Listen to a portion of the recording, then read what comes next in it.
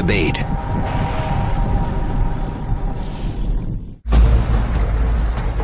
A crocodile can grow as long as it lives.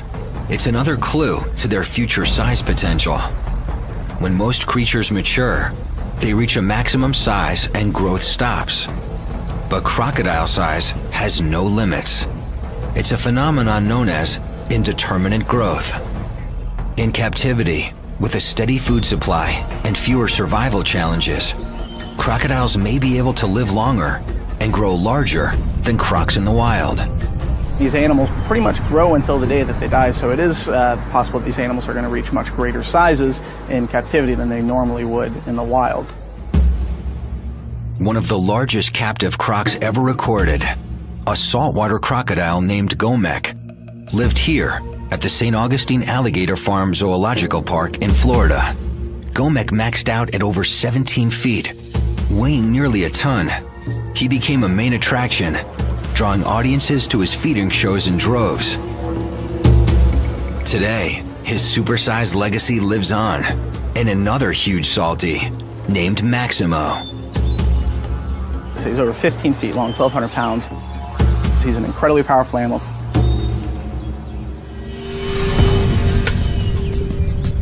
Working with carnivores as large as Maximo carries extreme risks. Zoo staff is always cautious. I said he looks at us as a potential food source, so we certainly need to watch out for that. He's surprisingly quick for an animal his size.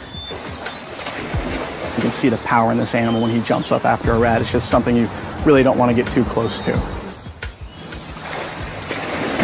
Maximo's size may be what draws onlookers to his enclosure. Yet like other crocodilians, his most remarkable trait may be intelligence. Crocs are definitely the smartest of all the reptiles. They have the most well-developed cerebral cortex of any reptile, and they're a lot smarter than people think they are. Crocodilians have a reptile-sized brain. I mean, it's literally the size of a walnut. And yet, they are incredibly smart animals for what they need to do. And some of what they do is pretty spectacular. In the wild, crocs seem to have an eye for detail. They can read their surroundings and respond by changing their behavior. You can go into an environment, be observed by crocodiles that you never see, and you will never see them again. They didn't see you. They didn't like the way your clothes were. They didn't like the way you moved. They didn't like your boat. They hadn't seen your boat on the river. They noticed something was up. You will never find them again. They may also display some form of memory. To be a crocodile, you want to know where the best place to hunt is going to be on a day-to-day basis. And you can't just stumble upon it every day. You have to remember, you have to learn. And here in captivity, some crocodilians, like this alligator named Bomber, seem to show thinking. You tap him on the snout, he'll open up, throw a nugget of food in there, and he'll slam shut on it. He gets a meal and somehow realizes that you want him to do that. The first time he'll do the trick just fine. The next time he'll move back about 2 inches. The next time about 4 inches. So he'll keep moving back. And what he's doing is, it seems to be that he's trying to lure you into the water to the point where you'll fall in. And God knows what he wants to do with you from there. This animal is thinking. I mean, this is a learned behavior.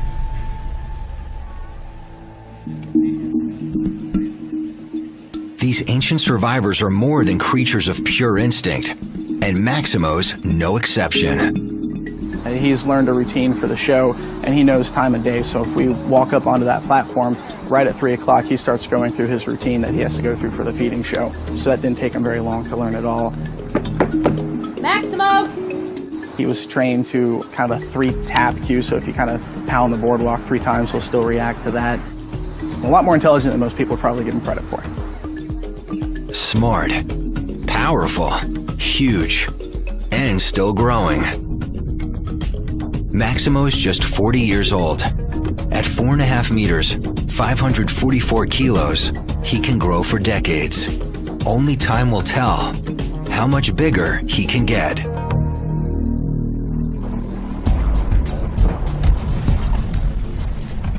All right, looks like we got a croc in this trap. Yeah. be about 2.5 meters. Back in Darwin, the team finds a salty in one of the harbor traps. Robbie estimates it's about 2.5 meters. First what we're going to do is chuck a snout rope over the top jaw, and then we're going to disable his jaws with a zip tie, and then we'll bring him out of the top of the cage. They have to get it onto the boat, but first, they have to secure its jaws.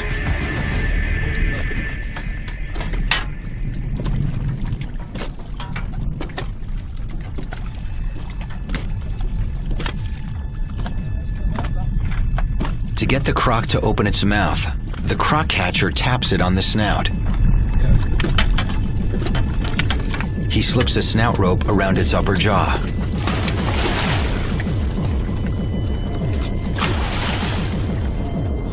But the noose is caught on the croc's upper teeth. Just got to bring it back a bit more. You don't want it flipping off at the last minute. Nah.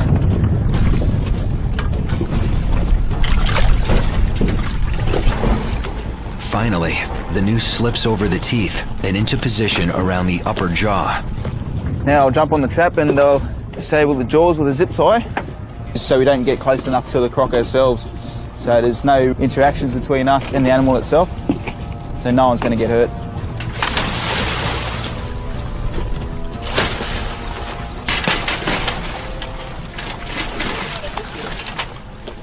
Now what we're going to do now is just duct tape his jaws together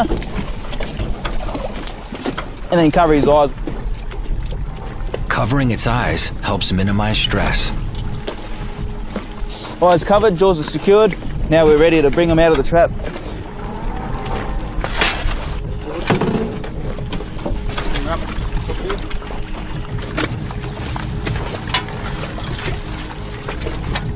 And just securing his back legs, where they get most of their power from.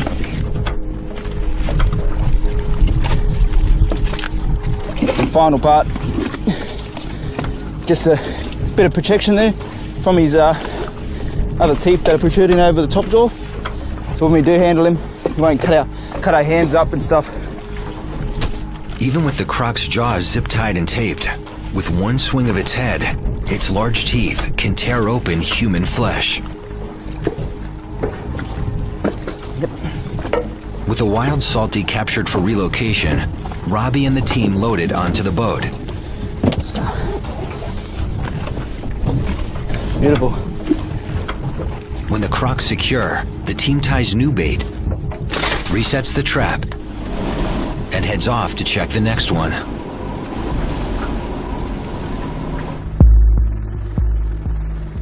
Here in Queensland, Australia, in the rivers and swamps surrounding Cooktown, some fear croc populations and attacks may be on the rise. In 2005, a crocodile measuring nearly 4 meters dragged a fisherman from his canoe and killed him. Park rangers located the croc and shot it. More recently, in 2008, on the banks of the Endeavour River, when a 62-year-old man left his campsite to check his crab pots and failed to return, his wife called authorities. Once on scene, they find crocodile slide marks down the riverbank. A full-scale search turns up one of the man's sandals and watch. Weeks later, authorities discover the man's remains inside a 4.2-meter croc. Experts say attacks like these are just freak accidents, but some locals worry. If crocs continue to spread to areas inhabited by humans, more fatal encounters may be inevitable.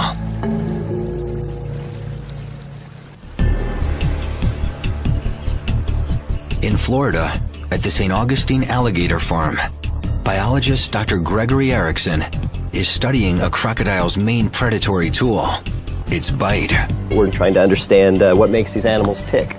We're interested in how the musculature and the mechanics of the jaws allow them to generate their bite forces, and how the shapes and sizes of the teeth contribute to the pressures that these animals use to make a living. These are our bite force transducers. When it bites down on this, It's going to exert a force, and this is a 4-sensor device, like a good bathroom scale, and it's going to send out a signal to a charge amplifier that's going to record the bite force. He starts by prepping a specially designed bite force meter. The meter's leather pad, so it doesn't hurt their teeth. And as soon as you touch one of their teeth, it triggers a snapping bite, is what we call it, and they'll slam down, apparently with as much force as they can possibly generate, and we'll get a recording instantly of what the maximal bite force was. I'm not exactly sure what this Nile crocodile is going to do. They tend to be rather surly animals.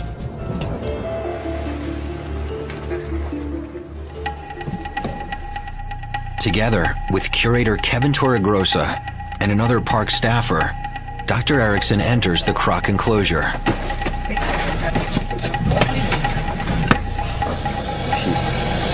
She's a mad motor scooter.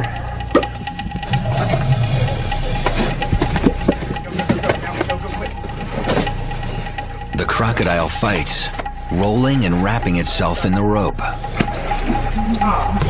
Leave him right there.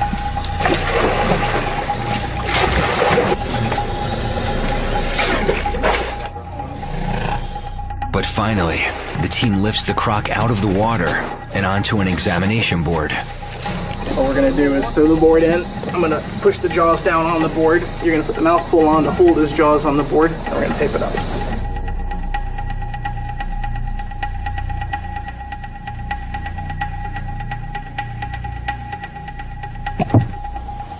I hate that part. A wooden block props open the animal's jaws and prevents it from clamping down. Right there would be good. Okay, cinch it down, tight.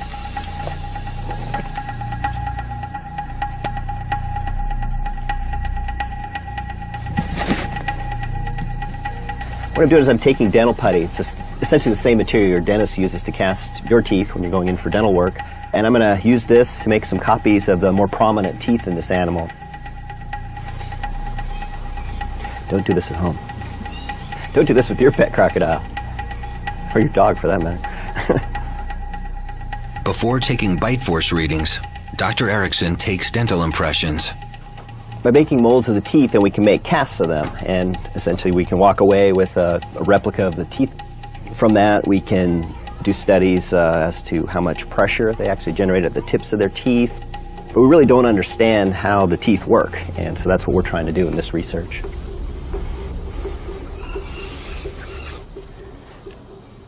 I hate doing this. It's not a natural thing to do, to put your hand in the mouth of a crocodile. It's for the cause, I guess. This will sit in about 5 minutes, and so we'll be able to pop that right off and hopefully get this animal back in the water as soon as possible.